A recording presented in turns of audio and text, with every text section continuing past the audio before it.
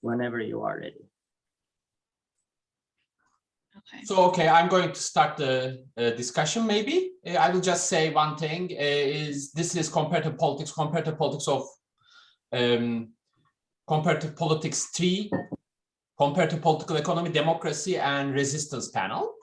And today we had a few mishaps, and a few of the presenters, although they submitted their papers, they could not make it.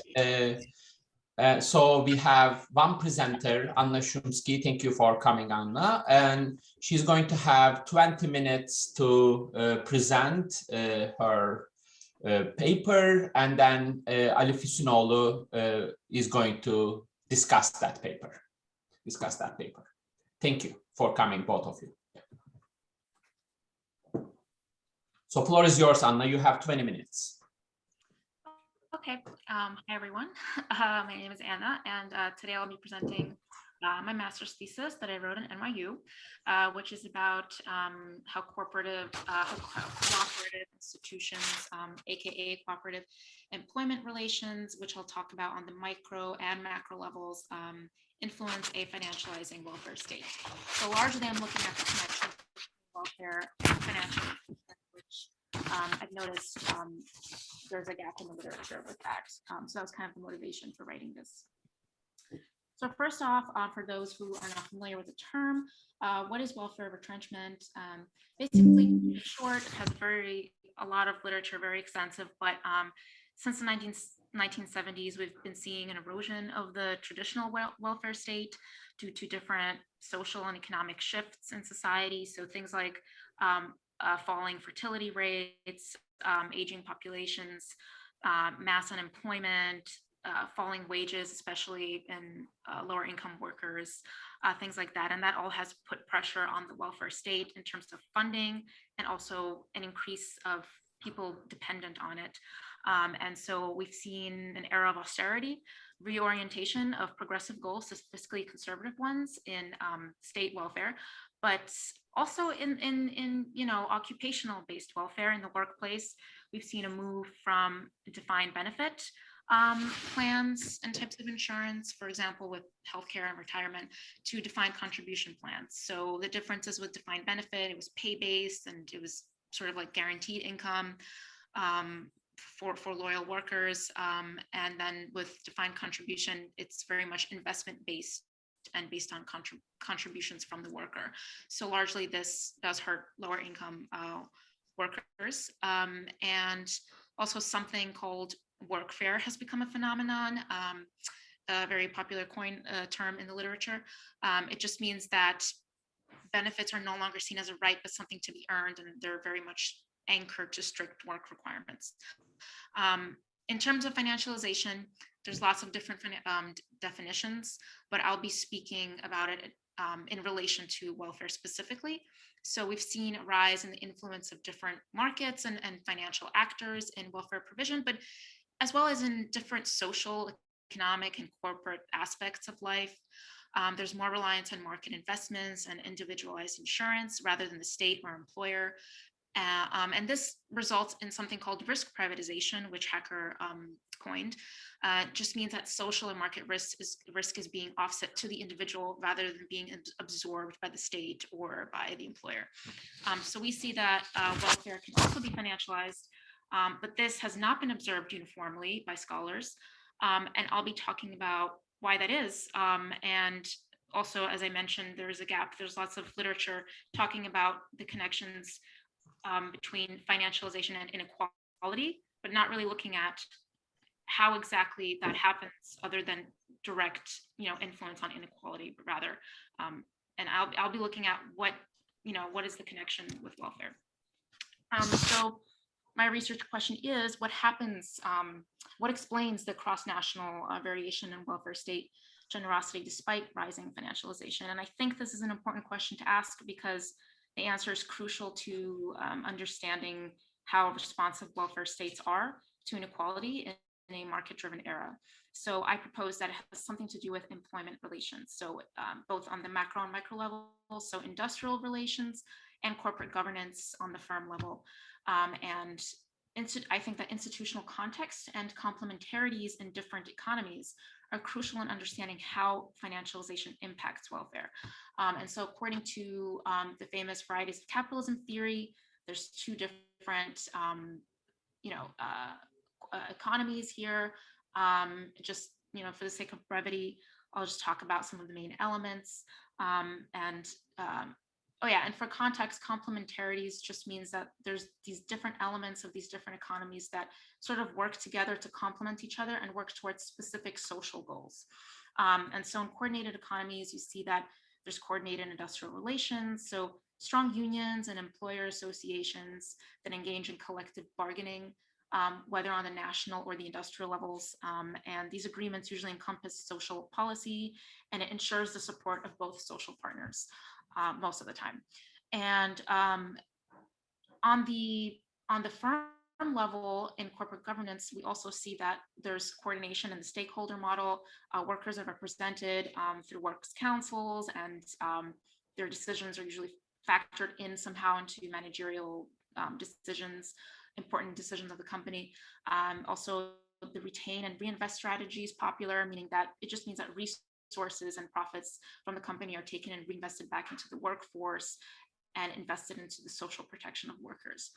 This usually results in long-term financial goals, which is usually beneficial to workers in terms of types of insurances at work, because they want stable income, they don't want high risk.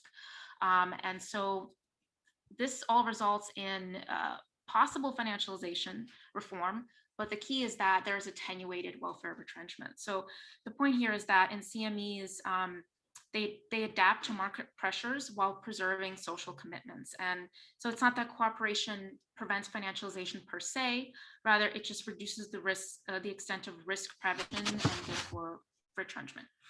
And I won't go too much into the liberal economies, but just in summary, they're pluralist societies, meaning that they have fragmented coordination. So weak or few unions, employer associations, low worker solidarity, managerial discretion usually in company decisions, in the shareholder model specifically. So that just means that they're prioritizing shareholders rather than their labor force. And so downsize and distribute, excessive layoffs, and idealization of short-termism and profit maximization. So this usually leads to financialization, which is inevitable these days, but it also results in more retrenchment. So from those flow charts, derived two hypotheses that basically in coordinated economies, cooperative institutions act as a moderating force between financialization and welfare. And these complementarities that I spoke about, they act to buffer the effects of financialization on welfare. And then we see the opposite in liberal economies, where the different complementarities there actually exacerbate the negative effects of financialization. Okay, so in terms of data, for the statistical analysis, I used data from OECD countries from this date range, and the dependent variable, I used the Welfare Generosity Index. And this captures like structural changes in welfare services and programs. And this in the literature is usually more accurate and reliable than using solely social spending. There's lots of issues with that. And so for independent variables, I divided coordination into two levels because I wanted to kind of look at it in a more granular fashion. So higher level coordination, I call macro corporatism. It's just a composite index of different elements of industrial relations. With firm level coordination, there's lots of different ways that I thought about measuring this, but there's also the problem of limits in data. And so I use index of work council's strength, and that usually implies that if work councils are very strong, as a spectrum, employers are negotiating with them in the workplace. So strong councils signify strong economic and social rights and co-determination in company decisions, and weak councils signify they don't have those rights, or there's no work councils in the workplace. In terms of financialization, this, I measured it with stock market capitalization. This is just a standard way in the literature that it has been measured, and it's usually considered a reliable proxy for the shareholder model. And so kind of the crux of my model is these two interactive terms. There's one for higher level coordination and one for firm level. They basically capture the conditional relationship between financialization and cooperation. And so the point here is that they're adding in the marginal effects versus just having the partial effects with these variables alone, which would result in more biased coefficients. And in terms of controls, just have the common, variables in the literature that are tied with influencing welfare in general. So that's something like electoral systems, inequality, etc. So I do a statistical analysis, regressions with fixed country effects, and the interactive terms, the corresponding interactive terms are in there. I also supplement my study with case studies. And so the reasoning here was that for those that are concerned that the varieties of capitalism topology is too crude, right? This allows me to kind of be more fine-grained and look at a sectoral coordination, such as in Germany, and national coordination. So sectoral just means that there are strong industrial unions, associations, etc. And national just means that there are strong national ones. And this also allows me to examine institutional changes rather than structural changes. So things like privatization, which is a big point in the paper, private benefits derived from occupational, insurance or collective agreements. Okay, so moving on to statistical results of the first model. These outputs here are from the final iteration, including all of the controls.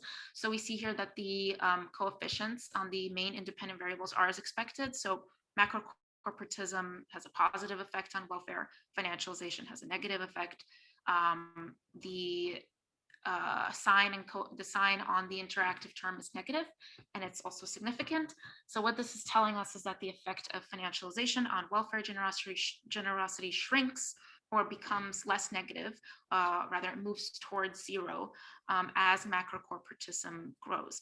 And this becomes significant at and above mean levels of macro corporatism, suggesting that only moderate to very powerful cooperative institutions have a buffering effect. And you can see this also on the right in the marginal effects graph. This red line right here just signifies like at what level this becomes significant. So you can see here it's not touching the confidence interval band. So it's just showing you that at and above mean levels of macro corporatism, it is significant. So this is saying that for every standard deviation increase, every one standard deviation increase in macro corporatism, the effect of a 1% increase in market cap on welfare decreases by about 0.005 points as per this interactive term here. But this also implies, the interactive term also implies that where macro corporatism is typically weak, as we see in liberal economies, it will do little to moderate financialization. So that's a good warning. The second model outputs the work council's coefficient is as expected. However, the financialization one is positive, so that's not as expected, but I'll talk about why I think that is. So the results, tell me that the effect of financialization on welfare shrinks or becomes less positive, according to this, sign here, with stronger work councils. And this is only significant with strong or very strong works councils, as you can see from this graph right here. So there is a buffering effect, but it's in the opposite direction because of that positive sign on financialization. And I think that, I'm like hypothesizing that this may be due to strong and independent work councils, such as what we see in sectoral coordinated economies, where they don't answer to trade unions or not like super formally tied to them. And when this is the case, when there are very strong work councils, They ensure that there are compensating mechanisms for workers when there are financialization reforms. So they may actually accept reforms if they get compensated in some way. So on one hand, it means that worker welfare is preserved, so to some extent, so it cushions the impact of these reforms. And so they do play a role, right? Because they're still setting up these mechanisms. But on the other, it may actually mean that they're getting absorbed into management dominated decision making, which can actually hurt worker welfare. And it can cause financialization to eventually have a negative impact on worker welfare, which is what this interactive term is telling us. So the results for this, as compared to the higher coordination model, are a little bit inconclusive. So as I said, case studies, the point of them is to examine forms of private welfare. So the role of collective bargaining specifically in the administration of private welfare. In the United States, in the case of the United States, which is a pluralist society, it has fragmented industrial relations and corporate governance. It has shaped employer mobilization against employer mandated healthcare. This is, I just use an example of healthcare for this case study.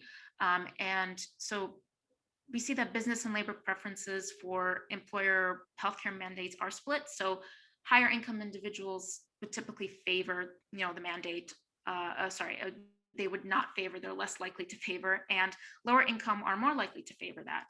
And so in the US, we see that due to lack of negotiations that would produce healthcare alternatives, employers went to great lengths to lobby the government to win its support for individualized healthcare, in this case, health savings accounts.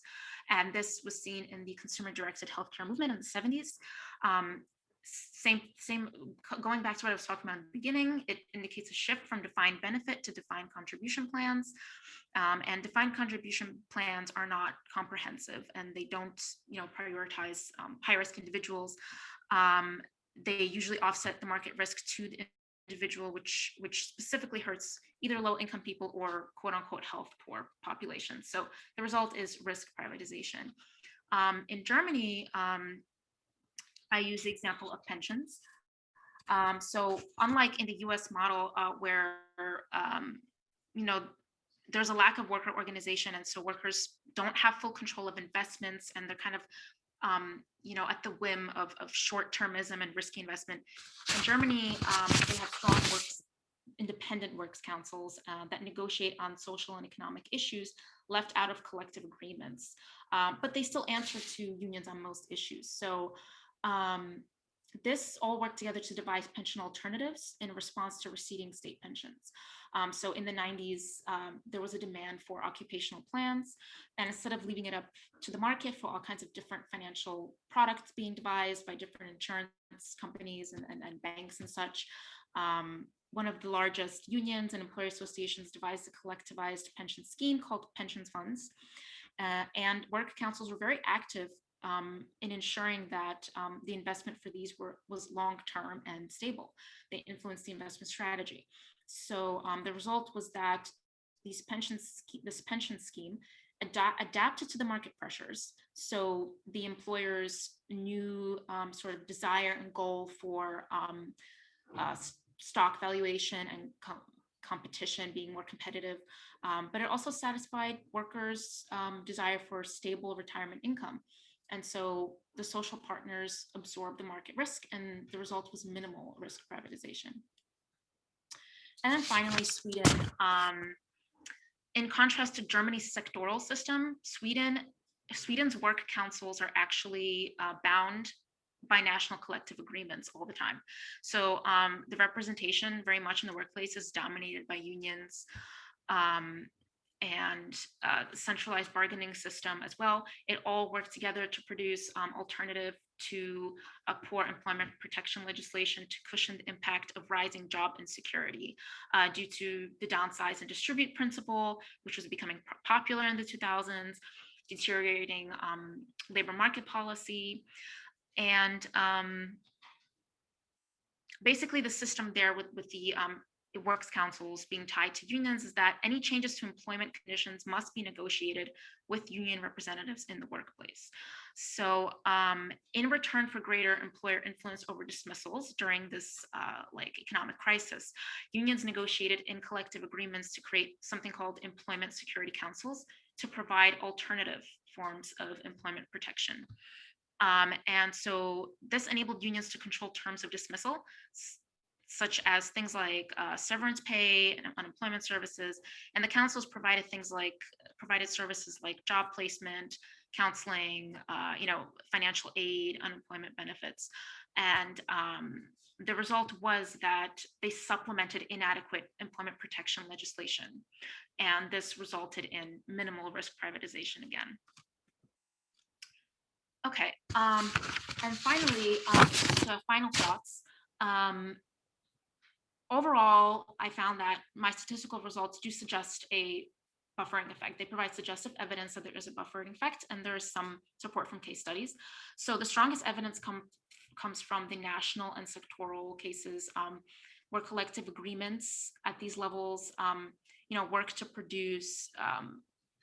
to create alternative modes of social protection when state capacity is diminished.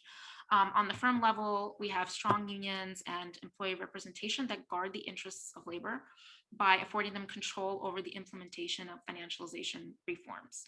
The results here are less conclusive, though, as we saw from the statistical analysis, just because we need to differentiate more between independent councils and councils tied to unions, and the question of whether they do actually get absorbed into management decision-making. And so more studies, I make a call for more studies that would observe this and measure worker representation differently. We need more studies looking at that. There's been lots on national associations, unions, et cetera, but we need more looking at employee management relations. And then, as in the case with the US, I did find that the shareholder model of the firm and weak labor power, unorganized employers, it drove employers to support financialized forms of welfare, and it led to higher risk privatization and vulnerable groups. And so the main thought, though, that I had with this thesis, the main conclusive thought is that financialization, as we've seen, permeates all kinds of aspects of life, corporate, social, economic. And so there's an increasing need for interdisciplinary approaches to studying the full scope of welfare restructuring and across different forms of welfare, because I looked at my dependent variable was pretty general, and it would be, for future studies, it would be great if people could segment that and look at how, different forms of welfare are influenced by, financializing elements of society. So that's my conclusive thought. Yep. Thank you. Thank you, Anna. It was great, and it was right on time. So now, by the way, I just realized that in my introduction, I forgot to give the audience, prospective audience, the title of your paper. But it was right there. Why cooperation still matters, how cooperative institutions and collective bargaining shape responses to financialization and welfare entrenchment. I'm sorry about that. So now the floor is Ali's and Ali Füsunoğlu's, and you can again take your time, Ali. Yeah. I'll do a short discussion of the paper. Then we can actually, if we have questions, we can actually discuss the questions together. So this was a lengthy paper. Reading as a master's thesis, this was a great master's thesis. Reading as a paper, my main conclusion is going to be that this is 2 or 3 papers and potentially a book proposal. So this was a lot to summarize. And I think you did a great job with your presentation. I think I could not do a better job summarizing all the ideas. So the paper discusses the relationship between capitalist institutional structure, welfare state provision, and financialization. Specifically, it explores the cross-national variation in welfare state provision to investigate the effect of increasing financialization and labor-company relations on welfare regimes. The 2 main ideas of the paper are cooperative industrial relations help strengthen and maintain strong welfare systems, and cooperative institutions moderate the impact of financialization on welfare retrenchment. You did provide the details, so although I do have the details, and I might share my notes with you, I'm going to be briefer. So after an extensive literature review, which went over pretty much everything that is done on this area, the paper goes on with theory, which is nested in the varieties of capitalism framework. It considers the coordinated market economies versus the below market economies, financialization and corporation size, and focuses on conditional interactive effects to investigate the role of institutional type and financialization on welfare states. Then it lays out the hypotheses. So my main arguments are going to be that from a theoretical perspective, although the arguments are interesting and the topic is indeed understudied, the causal mechanism of the paper was a little too complex to test in one paper. So if you remember the figure, the arrows that you showed us and on page 20, you end up, especially in your test, you end up testing the first and the last elements of it, but the middle parts are generally not included, which is fine. I understand the topic study is a complex one, but the frameworks belongs to a book or two rather than just one paper. So that is the problem. That is not a problem, but that is like one comment. And testing such a complex framework is not going to be easy, as you are going to show us later. So you have several regressions that use interaction effects and case studies on US, Germany, and Sweden. I'm going to focus my comments mainly on the quantitative analysis because that's my expertise. But I can say for the case studies that I think the case selection was appropriate, and I think it helps strengthen your argument and complement the quantitative analysis. So I think the case studies was a really good contribution to this thesis. For the quantitative analysis, you use interaction terms or national and firm level cooperation. Your dependent variable is welfare generosity index, which excludes private benefits, which might cause some potential issues with liberal market economies, because most liberal market economies do not provide the welfare, but they do that through private benefits, and you might be missing out that. So there might be a positive bias against the coordinated market economies. But I think, especially in an OECD sample where data is available and abundant, using the welfare generosity index rather than spending is the best choice, because spending is a much cruder measure of a cruder indicator of welfare spending or welfare provision. So in your first model, your IV is macro corporatism, and you do the principal components analysis, and you choose collective bargaining, employer organization density, union density, and union centralization, and then you use financialization measured by stock market capitalization over GDP. In your second models, you are looking at the employer management cooperation at the firm level through rights of works council. And you already noted that this is really capturing labor power. Like some people could argue that this is really capturing labor power. And I also agree that this is actually capturing labor power rather than coordination, not the coordination. So for the measurements, macro corporatism is like, I understand why you use the principal component analysis and you just put the components together and choose the most relevant ones, as the theory suggests. But there's very little theoretical backing for why you are including these four variables in the index. It seems like you had a big data set and you just chose the ones that work, which is, again, that is fine, but I would want to see more theoretical backing on why you are selecting those four specific analyses, as this is your main independent variable. And by indexing them, you are pooling the valuable variation that they show over time and across countries. So one way for future study would be unpacking this variable, basically looking at the effect of each item separately on welfare generosity, because they might be having different effects. Second is financialization, and I also understand why you are using this, and this is a reliable measure. But your theoretical argument, as far as I understand, focused mainly on the financialization of the welfare state, not the general capitalization. And on one hand, I understand that this is a good indicator for general financialization of the markets, but your measure is not necessarily directly measuring the financialization of the welfare market. So it starts with a big assumption that those two are correlated, which is likely true. But again, you might want to double check, or you might want to strengthen the argument here. And the rights of works councils it's really measuring the labor power, and the existence of such institutions likely depends on many other factors. So there is going to be I think it will increase the likelihood of endogeneity in your analyses, because again, just because the rights of works council exists it increases the welfare state is a difficult argument because there's potentially third or like different argument or different reasons that affect both of them. Methodologically, using fixed effects with country years might be risky for this because I haven't seen the variation in the dependent variable across time, but I don't know how much the welfare generosity changes over time. But I suspect it's a slow changing variable. So if it's a slow changing variable with low within variation, fixed effects can become biased. So if you run the house, it will be great to show some diagnostics if you ever want to publish this or like put it in an appendix. Did you run the Hausler results? And my gut feeling, honestly, like when I saw this tells me that random effects and or including an AR1 process can be useful in this. Like fixed effects might be problematic because if your dependent variable doesn't vary, then you won't be getting its overtime effects. Moreover, considering the movements in the international financial and political structure from 1970s to 2010, I would also include either year fixed effects or at least decade fixed effects to control for how the world changed from 1970s, how the financialization of the world and welfare regimes changed from 1970s, 80s, 90s, and 20s. Again, decade fixed effects should be really easy to include here. I think your results were really good. The interpretations were good. The marginal effects tables were appropriate.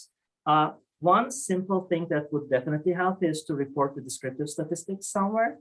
Because especially since you are using index variables, I have no idea what the data, what the variation, what the minimums, maximums look like. So interpretation of the coefficients was hard, especially for the indexes.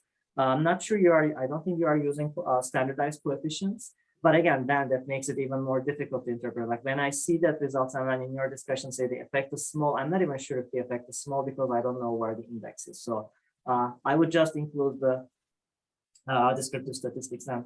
Endogeneity is likely a problem here, and I understand that not being able to find the instrumental variable is reasonable. It's very difficult to find good instrumental variables. And you did the robustness checks as alternative operationalization to strengthen your results, but again, they don't they don't cure the endogeneity issues. So you might just consider using a lag-dependent variable to start it. Again, that is the easiest way to just statistically check whether there is endogeneity. And I have a feeling that if you use the lag-dependent variable with this little variation in the dependent variable, your results might become very insignificant. But again, I am not sure about that. But overall, I think, again, this is a really good project. From a pragmatic perspective, like I would just split it into two, like focus on the labor relations on one hand and the macro corporatism on the other hand. That could be two papers. And that you would also need to restructure your case studies. But as a result, I think like for a master's thesis, this was a great master's thesis. For a conference paper, this was too much of a paper for a conference paper. But overall quality is really high. It's just, I think I would just split this. But I think, again, with small modifications, this can be very easily publishable. Okay, thank you. You're muted. Thank you, Professor Ali Füsunoğlu. We know each other from before, so yeah. That's why I use his name. So I had one question. I had the kind of statistics, description of the statistics, that's what, because I kind of couldn't figure out what was happening exactly, that would help me. So that was my first question. So Ali already mentioned it at the end of his comments. My second question is about the case studies.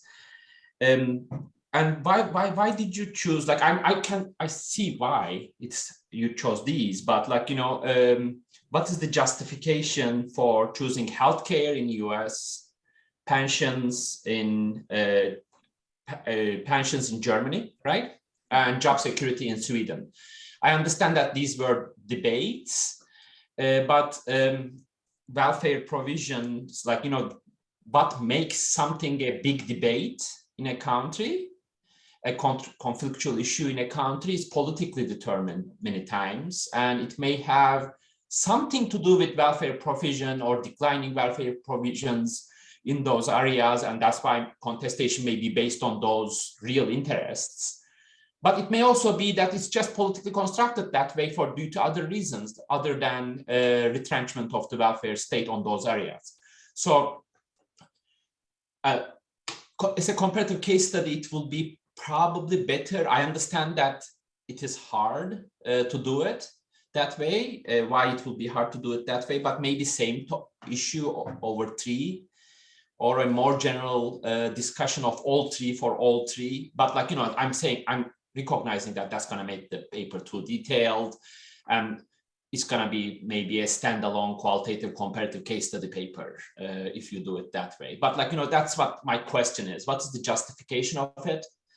And whether or not it could be expanded. Yeah, I guess when I was, doing a literature review, they were popular cases of literature. I was just trying to re-examine them from a financialization perspective. And I did think about doing one sort of social, benefit over three, but I felt like that would be a little bit too narrow, and I just wanted to include more insights for different sort of welfare. So for healthcare, healthcare specifically, I wanted to do because it was excluded from the dependent variable in the statistical analysis. Healthcare is not captured there, and so healthcare in the United States is just a very big issue, and I felt like I wanted to say something about that. So I decided to choose that. And Sweden, Sweden also over the years has gotten, in the literature, a lot of, it's been analyzed a lot for its employment protection sort of policies, and how it's, people say that it's often hailed for being very egalitarian for the employment policies, but it actually is true that there are lots of problems there. And so I wanted to address that from a financialization perspective. So that was kind of my reasoning. Yeah. Just first procedure that you can of course respond to Ali's comments, just because you answered this one first. Or let's just, if you want to address Ali's comments, maybe we should do it, and then if we come up with new questions in the meantime, we can discuss it further if you want. But if you want, the floor is yours again, Anna. That's what I meant. Well, okay. Yeah, I completely agree with what you said about it being a book proposal. This was admittedly, this was pretty challenging for a master's thesis. I think like halfway through, I realized that I bit off too much. I mean, I had fun with it. There was lots of things to explore, especially making those flow charts. It was very much interesting to explore the different connections and just putting things together. But it would make sense to divide it into two. And the thing that you said about the dependent variable not catching the private forms of welfare is very much an issue. It was an issue that I ran into, but then I had more significant issues, so I had to kind of derail, and there was a time limit. But I think that for future studies, it would definitely help to think, for people, but also for me, if I continue to study this further, to think about how we can measure private welfare statistically, and do like a separate analysis on that. Yeah, and I did some robustness checks. I just didn't put them in the presentation because it would make it too long. I think I measured financialization differently because when I was working on the thesis, somebody, a mentor, had mentioned that there would be endogeneity and that stock market capitalization, may be influenced by other things. It's not necessarily directly reflective of welfare. A lot of the studies on financialization, most of them do use stock market capitalization. So I was just running with the standard practice there.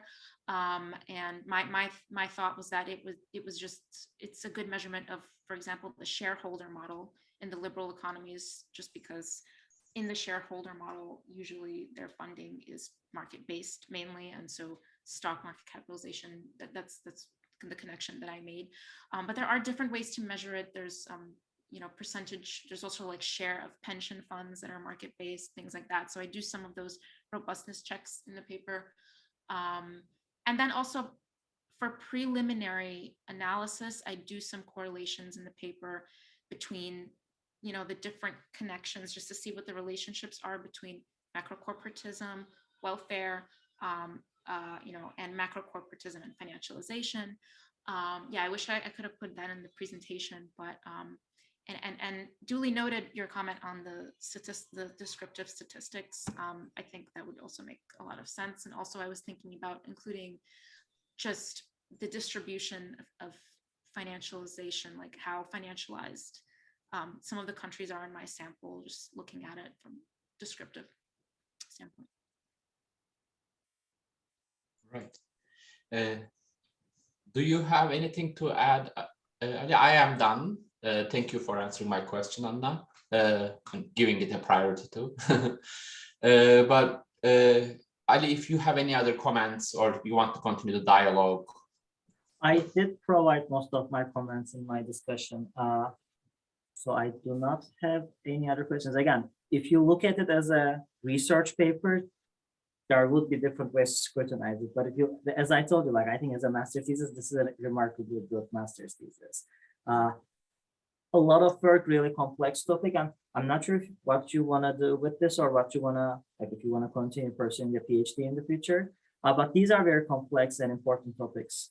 Not that not many people studies in the political science literature. So I think your intentions, the place is correct. But if you just look at this as a research paper, like if this came to me as a reviewer, I would, first of all, probably the editor wouldn't accept this because it's too long.